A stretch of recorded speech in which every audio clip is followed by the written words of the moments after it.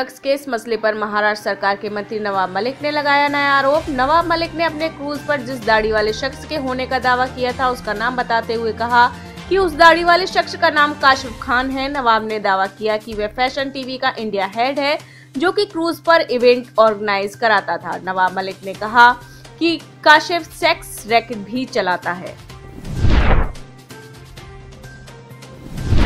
टिकरी border के बाद अब गाजीपुर बॉर्डर से बैरिकेड हटाने का काम शुरू किया। दिल्ली की सीमा के नजदीक गाजीपुर बॉर्डर पर किसानों के धरना स्थल पर लगे बैरिकेडिंग को पुलिस ने हटाया। एक पुलिस अधिकारी ने बताया, सरकार की तरफ से आदेश है इसलिए हम बैरिकेडिंग हटाकर रास्ता खोल रहे हैं।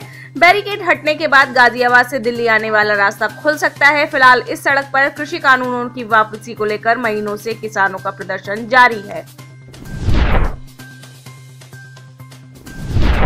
T20 विश्व कप में भारत की हार और पाकिस्तान की जीत पर खुशी मनाने और पाकिस्तान के समर्थन नारेबाजी करने वाले 3 कश्मीरी छात्रों को कोर्ट में पेश किया गया। तीनों के खिलाफ देशद्रोह का मुकदमा दर्ज किया गया। साक्ष्य मिलने के बाद मुकदमे में देशद्रोह की धारा 124A बढ़ाई गई। साथ ही कोर्ट में पेशी के बाद जैसे ही तीनों छात्रों को पुलिस बाहर लाई, वहां मौजूद कुछ लोग पाकिस्तान मुर्दाबाद के नारे लगाने लगे और लोगों ने कश्मीरी छात्रों को थप्पड़ भी मारे।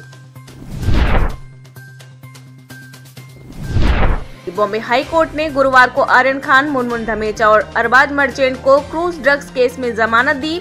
तीनों को क्रूज पर हुई छापेमारी के दौरान केंद्रीय जांच एजेंसी ने पकड़ा था। तीनों आरोपियों को अब जमानत देते हुए कुछ संभावित शर्तें भी हैं जिनका सभी आरोपियों को पालन करना पड़ेगा, जैसे कि उनको अपना पासपोर्ट स्पेशल कोर्ट के सामने सरेंडर करना होगा। साथ ही हर शुक्रवार को सुबह 11 बजे से दोपहर 2 बजे के बीच एनसीबी मुंबई कार्यालय में उपस्थित होना होगा। उत्तर प्रदेश की सियासी हलचल में कांग्रेस महासचिव प्रियंका गांधी वाड्रा आज ललितपुर पहुंची, जहां प्रियंका उस किसान के घर जाएंगी जिनकी मौत खाद के लिए लगी लाइन में हुई थी। लखनऊ से ललितपुर रवाना होने से पहले प्रियंका ने चारबाग स्टेशन पर कुलियों से भी की मुलाकात। भारती एयरटेल को सुप्रीम कोर्ट से जीएसटी रिफंड मामले में लगा झटका। सुप्रीम कोर्ट ने गुरुवार को भारती एयरटेल के 923 करोड़ जीएसटी रिफंड पर रोक लगा हाई कोर्ट के रिफंड करने के आदेश को रद्द कर दिया। भारती एयरटेल ने जुलाई सितंबर 2017 के बीच की अवधि के लिए 923 करोड़ का जीएसटी रिफंड मांगा था और मई 2020 में दिल्ली हाई कोर्ट ने भारती एयरटेल की याचिका की अनुमति भी दी थी। भारतीय सराफा बाजार में सोना और चांदी की कीमतों में उतार चढ़ाव जारी। India Boolean and jewellers association के रेट के मुताबिक 99.9 शुद्धता वाला 24 कैरेट का सोना गुरुवार को 48,000 रुपए प्रति 10 ग्राम के पार पहुंचा। वहीं चांदी भी 64,744 रुपया प्रति किलो पहुंची।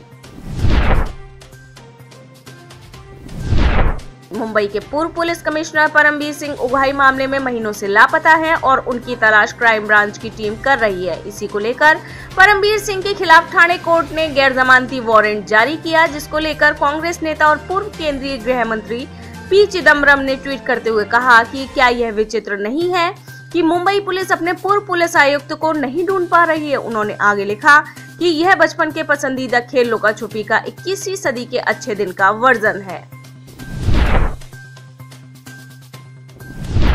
18वें आसियान भारत शिखर सम्मेलन में पीएम नरेंद्र मोदी हुए शामिल। यहां पीएम मोदी ने कहा कि कोविड-19 महामारी के कारण हम सभी को अनेक चुनौतियों का सामना करना पड़ा और ये चुनौतीपूर्ण समय भारत आसियान मित्रता की कसौटी भी रहा, जिसमें हमारा आपसी सहयोग, आपसी संवेदना भविष्य में हमारे संबंधों को बल देते रहेंगे। ब्रिटेन ने फ्रांस के पोत रोकने की धमकी पर पलटवार किया। उसने कहा कि अगर फ्रांस मछली पकड़ने वाली नाव के लाइसेंस को लेकर विवाद को बढ़ाता है तो उसके खिलाफ भी जवाबी कार्रवाई की जाएगी। इससे पहले फ्रांसीसी सरकार ने धमकी दी थी कि अगर ब्रेक्जिट के बाद विवाद का समाधान नहीं हुआ तो अगले सप्ताह से ब्रिटिश जहाजों को कुछ बंदरगाहों पर आने से रोक दिया जाएगा।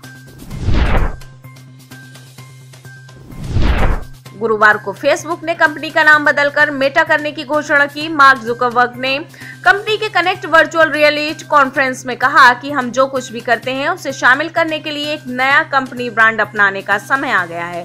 जुकरबर्ग ने कहा कि अब हम मेटावर्स होने जा रहे हैं, फेसबुक नहीं। मलेशिया के एक गायनेकोलॉजिस्ट ने कहा है कि उन्होंने दुनिया का पहला यूनिसेक्स कंडोम विकसित किया है। गायनेकोलॉजिस्ट ने बताया कि इस कंडोम का इस्तेमाल पुरुष और महिला दोनों ही कर सकते हैं। उनके मुताबिक यह कंडोम मेडिकल ग्रेड मटेरियल से बना हुआ है, जिसका इस्तेमाल ज्यादातर चोट या घाव की ड्रेसिंग के लिए किया जाता है। आप इस खबर के बारे में क्या सोचते हैं, हमें कमेंट सेक्शन में बताएं। साथ ही ब्रह्मास्त्र न्यूज को सब्सक्राइब और शेयर भी जरूर करें।